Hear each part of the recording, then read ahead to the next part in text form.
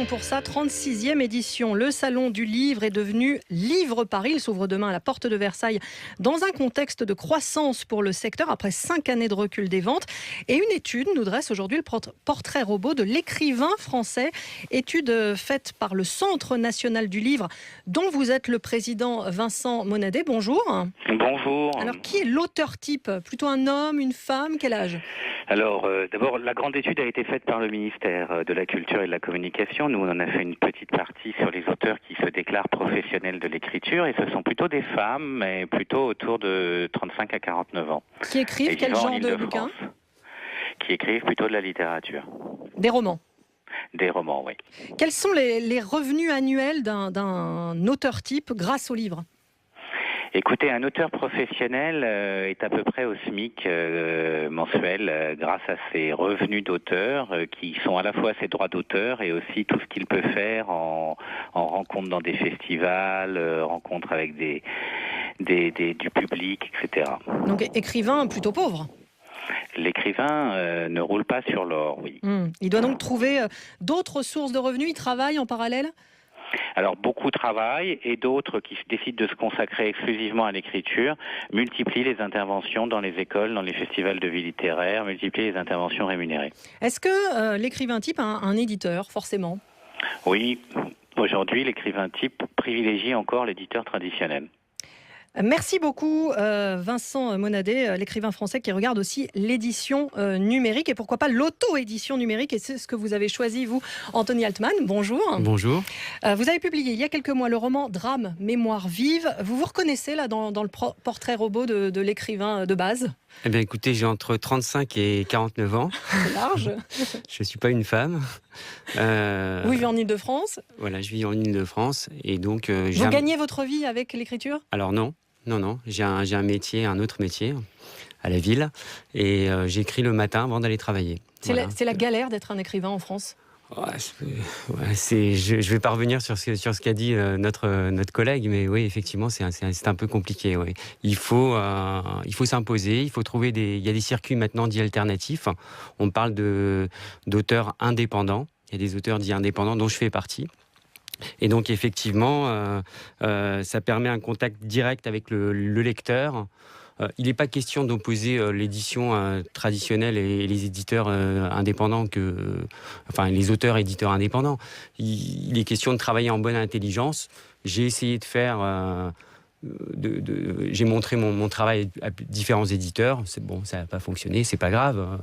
Voilà, il y a une nouvelle ère qui arrive, l'ère du numérique. Je tente ma chance. Voilà.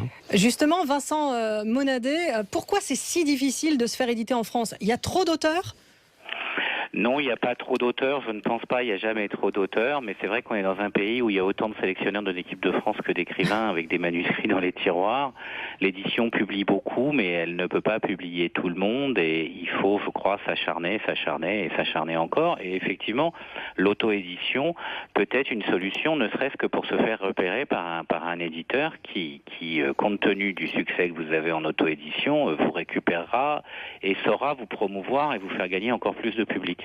Anthony Altman, là, c'est comme ça que ça se passe pour vous ? C'est une des pistes, oui. On parle d'auteurs dits hybrides, donc on peut très bien être auteur indépendant et donc s'éditer soi-même, indépendant. Avoir un contrat avec un éditeur classique. Deuxième solution. Il y a une troisième solution où il y a des labels dits indépendants qui apparaissent. Je pense notamment au label des Indés qui permet de découvrir de nouveaux talents et qui peut faire passerelle avec des éditeurs classiques. Donc, voilà. Tout est possible. Donc on essaye de ramer comme on peut. Bon, en ce qui me concerne, j'ai mis mon livre Drame il y a 4 mois sur une plateforme commerciale. Dont on peut citer le nom ou pas ? Sur Amazon, voilà. Est-ce que ça fonctionne ? Et au moment où je vous parle, je suis dans le top 10. J'ai trouvé une petite niche qui s'appelle la littérature de cinéma. Et je suis dans le top 10. Alors, concrètement, c'est pas un nombre de ventes incroyable, mais je ne vais pas rougir. J'ai fait le point, là, j'ai atteint 400 ventes. Mais sans aucune visibilité, juste comme ça.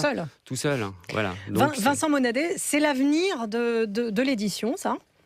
L'auto-édition, non, Oui. je ne pense pas. Je pense que, comme l'a dit Anthony Elfman, c'est très très bien pour des gens qui veulent absolument publier leurs livres, de les faire voir, d'intégrer des communautés, de les montrer.